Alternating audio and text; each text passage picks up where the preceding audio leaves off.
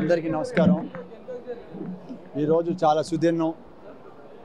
ఎందుకంటే ఎప్పుడో చిరకాలం చాలా రోజుల నుంచి అనుకున్నది ఈ రోజున పరిపూర్ణ అవటం. ఈ శివకేశవుల సాన్నిధ్యంలో అద్భుతమైన దేవాలయం. చాలామంది మన సినీ ప్రముఖులు, మొట్టమొదట సూర్యనారాయణ గారు, వాళ్ళందరూ ఎక్కడైతే ఉంటుందో కట్టాలని ఒక కోరికతో తీసుకొని దాన్ని ఇవాళ పరిపూర్ణంగా తీసుకొచ్చి ఇది ఒక మహాక్షేత్రం అవబోతుంది. ఇవాళ ఈ స్థపతి గారు కాదు, ఈ చేసిన ఆయన కూడా 245వ ఆయన యొక్క ఈ దేవాలయ ప్రతిష్టల్లో ఇది 245వది. అంటే అలా తీసుకున్నా కూడా 11వ స్థానం.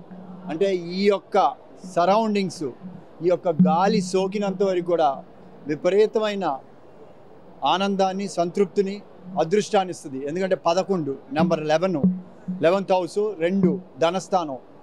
అంతేకాదు ఇక్కడికి వచ్చిన ప్రతి ఒక్కరు కూడా ఒక అద్భుతమైన అనిరీక్షమైన ఆనందాన్ని అనుభవిస్తారు.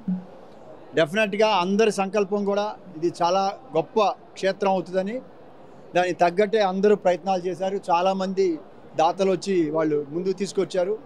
అందరూ కూడా ఒక మంచి దృష్టితో ఇక్కడ ఉన్న ఈ పరిసరాల్లో ఉన్న వాళ్ళందరికీ కూడా ఇది ఒక మంచి, వాళ్ళకి ఎలాంటి మానసికంగా ఏదైనా ఆందోళన ఉన్నా కూడా ఇక్కడికి వచ్చి కూర్చొని వెళ్తే ప్రశాంతమైన వాతావరణంతో వెళ్తారు. నేను 2 రోజుల నుంచి చూస్తున్నాను, ఎంత ఆహ్లాదకరంగా ఉందంటే అంత ఉంది.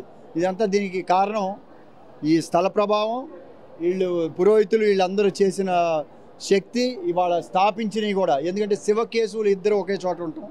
అలానే మీరు అలా తీసుకుంటే లక్ష్మీ నరసింహస్వామి, అక్కడి నుంచి తీసుకుంటే వెంకటేశ్వర స్వామి, అక్కడి నుంచి విష్ణు మహాదేవి, అలానే అక్కడికి వస్తే మన ఆంజనేయ స్వామి, తర్వాత అయ్యప్ప, ఇటు వస్తే విఘ్నేశ్వరుడు, తర్వాత శివుడు, కుమారస్వామి, వల్లి సమేత, ఇక్కడికి వస్తే పార్వతీదేవి, ఇక్కడ సరస్వతీదేవి, అలానే నవగ్రహాలు అన్నీ అందరూ ఇక్కడే ఉన్నారు. అంటే ఎక్కడ లేరని కాదు, విశ్వం అంతా ఉన్నారు.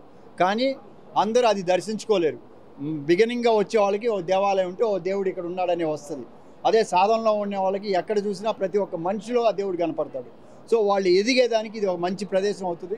డెఫినెట్గా ఇది రాబోయే రోజుల్లో మీరు చూస్తారు. ఇవాళ కాదు, ఎంత ప్రాముఖ్యత వస్తుందో. మన ఫిలింనగర్ టెంపుల్ కాదు, ఇంకో టెంపుల్ కాదు, అన్నిటిని మించి కూడా ఈ ఏరియాకి సరౌండింగ్స్కి ఇది ఒక మంచి క్షేత్రం అవుద్ది.